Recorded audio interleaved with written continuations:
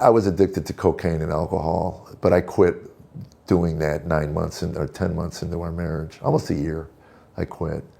And then that just kind of put me on a road of recovery. I was not a nice man. I was an angry, bitter, jaded, cynical, foul-mouthed human being. Very condescending at home. My wife told me years later, she goes, you probably weren't even aware of how many times you'd roll your eyes.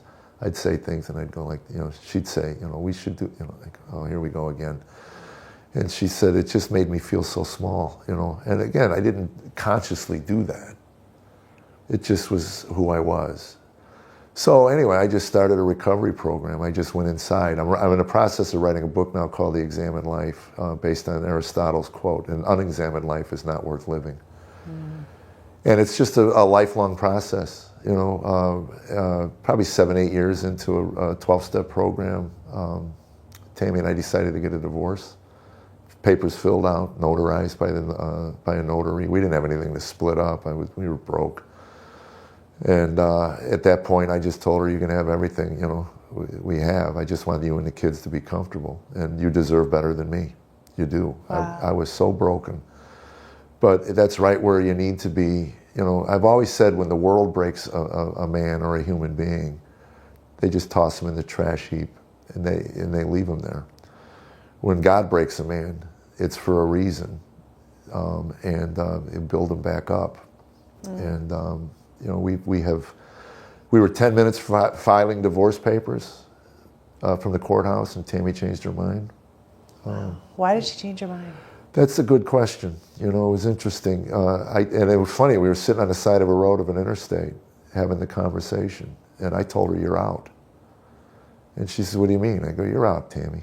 I'm trying, but I just could not stop the rage. Just couldn't. I mean, I'd go weeks, months, but then eventually I'd explode and break a bunch of things and scream and holler like a banshee. I have a phobia of dairy. If it's been in the refrigerator too long, I don't care if it's well or not. I get a point and I throw it out. So anyway, she finds this piece of cheese in the trash, and I open the new one, and it just starts. Why did you throw it away? I don't want it. And then she says, well, it's perfectly good. I go, fine, you eat it. And then it just escalates. And I end up on a chair yelling at her, I don't want it. Can you hear me? Are you deaf? I don't want it. I don't want it. I don't want it. I don't want it. She falls to her knees and she's sobbing.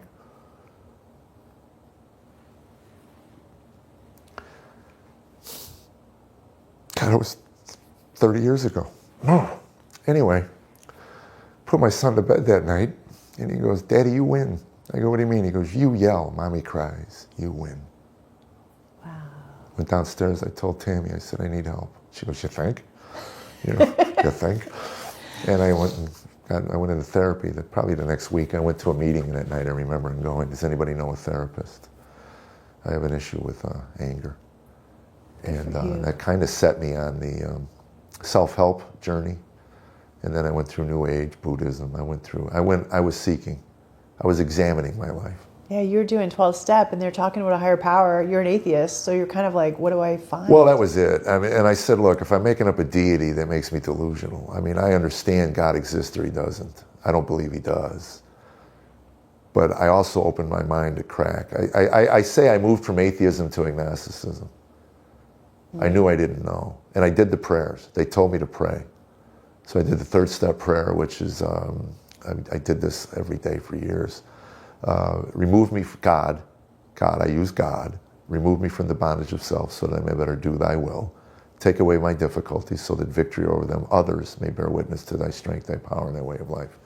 God has answered those prayers because I go around the world now and to share about how my difficulties were taken away. And I also did the serenity prayer. Grant me the serenity to accept the things I cannot change. Courage, change the things I can, and wisdom to know the difference. Courage and wisdom. Eventually you learn courage and wisdom come from God. I had a beautiful therapist. It was interesting. She saw, immediately. I went there and 2 things. We tried to counsel together and we couldn't. We just bicker. Just bicker. Well, you said, and I said, So anyway, she separated us.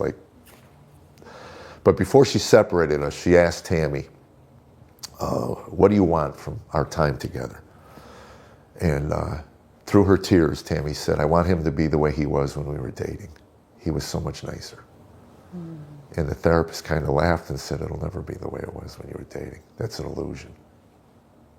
It's not real. This is real.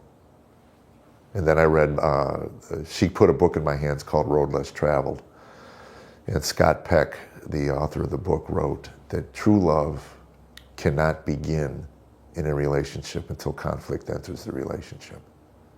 Wow. Everything that leads up to that first moment of conflict is an illusion put there by God to keep the species going. And it's interesting because you look at the cultures today around the world and they chase the euphoria. They avoid the conflict. And I avoided conflict. Prior to meeting Tammy, every relationship I ever had, when conflict entered, I fled. So what has facing conflict with Tammy given you now? The strength of knowing that she'll be there. Tell me, you're on all these steps toward God, but you're not there yet. So how did you get there? How did your life really begin to change? Tammy was having an affair. And when I found out about it, she was in California. We were living in Arizona. And I'm not breaking any trust. She shared this on a video. I told her to get home. I found out, I called her, and said, get home. And I was getting self-righteous. And it was one of those moments where finally it's not me. Finally I got. And had she come home that night, which she was supposed to, I don't know if I'd be married today, because I was loaded for bear. And I wrestled with God that night. Paced my room like a caged cat, waiting for her to get home. And every time I'd get self-righteous, that little voice would go off inside me. Really? Remember the time you stood on a stool in the kitchen? And you remember the time you smashed all the dishes? Remember the time? And the dozens of them. So she didn't come home until 8 o'clock the next morning. And I picked her up at the airport and I was exhausted. I put my arms around her, gave her a kiss on the cheek, and I said, she goes, that's it? I go, baby, we're a mess. We have 2 kids at home that need parents. If this is what you want, then you can have them. I'm not going to stand in your way. But if it's not what you want, we need to do a lot of work and get through this together. And I told her flat out, I'll take 50% of the blame for this mess.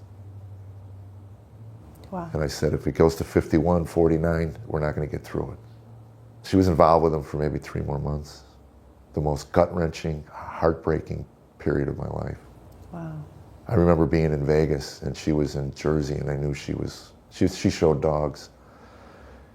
And I remember this specifically. I had 102 phone calls to her hotel room that week, all hang-ups, because I didn't want him to pick up the phone. But I tried to let her run its course. And in that summer that she was in Ohio with the kids and I was in Arizona, this man that I had met gave me Bible tapes. And I never opened any of them up until that summer. I had about 1.5 years of manila envelopes with Bible tapes in them. And the first one I opened up was Ecclesiastes. Just exhilarated me. Meaningless, meaningless, all is meaningless. And what I got out of that first tape, first sermon I ever really listened to, 45 minutes, life without God will have no meaning. Without meaning in your life, there's no purpose. Without purpose, you might as well off yourself. Suicide. And I just jumped, because that was my 8-year conclusion. I didn't know it. I didn't know there was a name for it, but I was a nihilist. So what was the moment that you finally said, God, yes, I surrender? Genesis 1:1.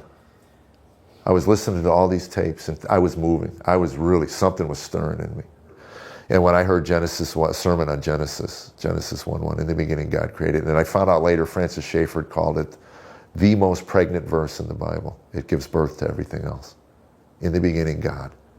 And I fell on my face. I called my friend Philip and I said, there's a God. I know in my heart and soul there's a God. He He goes, yeah, I know, I've been trying to tell you for like a year and a half. And I go, yeah, but I didn't know that. He goes, what's your problem? I go, blasphemy, cursing him, denying him. And I threw this tears. I said, why would he want me?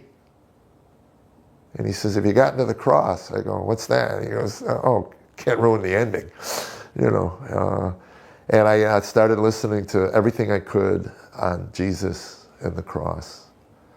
And the prodigal son, to this day, tears me up. The thought of the father running with open arms to the fallen one. And then the normal reaction by the good son. What does he get?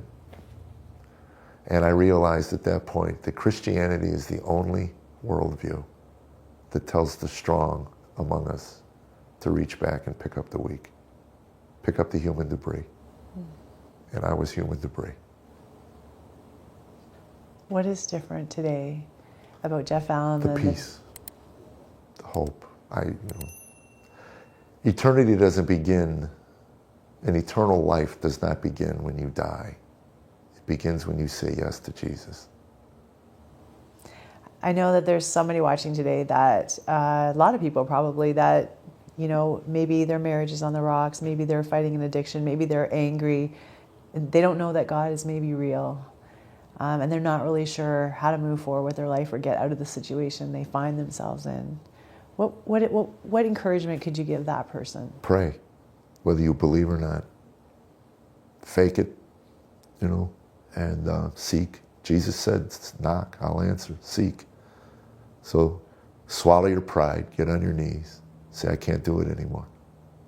It is amazing to see what God's done in your life. Thanks for sharing so honestly about the journey you've been on and the place that you're at. It's been such a pleasure to have you here. Well, thank you. That's nice to hear. Sure beats, sure was a pain in the rear end. So. Thank you. Thanks.